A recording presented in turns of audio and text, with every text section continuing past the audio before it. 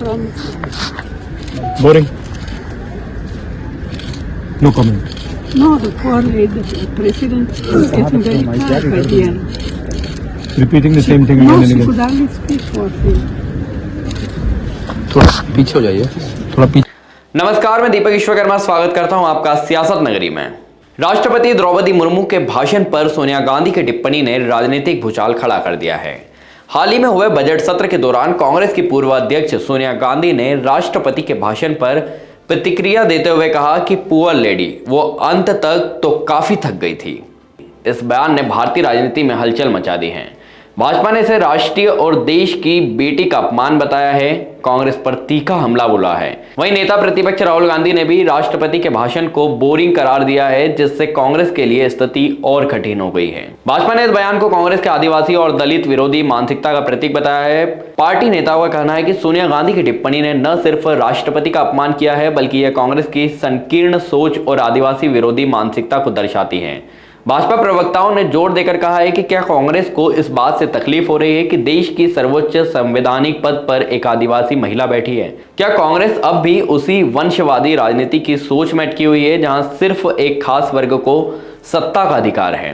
राहुल गांधी ने हाल ही में मध्य प्रदेश के मऊ में आयोजित जय बापू जय भीम जय संविधान रैली में भाजपा और आरएसएस पर निशाना साधते हुए आरोप लगाया था कि राम मंदिर के उद्घाटन समारोह में गरीब, मजदूर, किसान, दलित और पिछड़े समुदाय के लोगों को जगह नहीं दी गई है। उन्होंने यह भी कहा कि राष्ट्रपति मुर्मू और उनके पूर्ववर्ती रामनाथ कोविंद को संसद भवन के शिलान्यास, उद्घाटन और राम मंदिर के अभिषेक से दूर रखा गया, क्योंकि भाजपा सरकार इन समुदायों को हाशिए पर रखना चाहती है। राहुल गांधी ने कहा कि हमारे पास एक आदिवासी राष्ट्रपति है, लेकिन उन्हें राम मंदिर के अंदर जाने की अनुमति नहीं दी गई।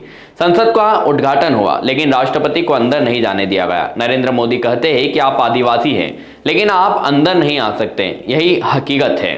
राहुल गांधी के इन आरोपों के जवाब में भाजपा ने कहा कि कांग्रेस लगातार संविधान, आरक्षण और दलित आदिवासी समाज को गुमराह करने की राजनीति कर रही है। भाजपा प्रवक्ताओं ने यह भी बताया कि राम मंदिर ट्रस्ट ने राहुल गांधी के दावे को खारिज करते हुए कहा था कि राष्ट्रपति को अभिषेक समारोह में आमंत्रित किया गया था।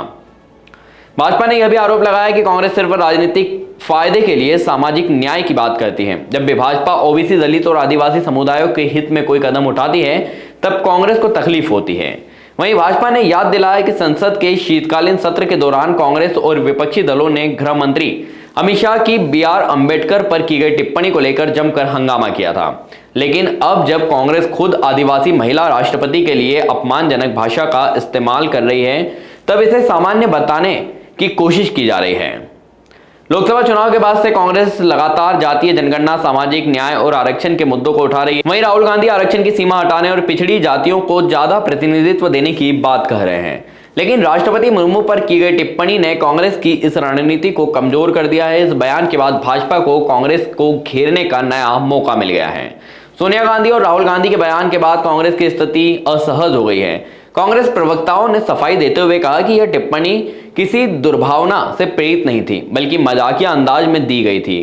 पार्टी के कुछ नेताओं का कहना है कि भाजपा इसे जानबूझकर राजनीतिक मुद्दा बना रही है, ताकि आदिवासी समुदाय के समर्थन को अपनी ओर किया जा सके। लेकिन वहीं राजनीतिक विश्लेषकों का मानना है कि ऐसे बयानों से कांग्रेस को दलित और आदिवासी समाज के बीच अपनी पकड़ कमजोर होती नजर आ रही है। अब सवाल यह उठता है कि क्या यह विवाद सिर्फ बयानबाजी तक सीमित रहेगा, या फिर आगामी चुनाव तक इस पर राजनीति गर्माती रहेगी? क्या भाजपा इस मुद्दे को आदिवासी और दलित समुदायों तक पहुंचाकर कांग्रेस के लिए मुश्किलें बढ़ाएगी? क्या कांग्रेस इस बयान से हुए नुकसान की भरपाई कर पाएगी? इन सवालों के जवाब आने वाले दिनों में राजनीतिक घटनाक्रम तय करेंगे। तो इसी तरह की सियासी भरी खबरें देखने के लिए आप सियासत नगरी को लाइक करें, शेयर करें और चैनल को सब्सक्राइब करना न भूलें। धन्यवाद।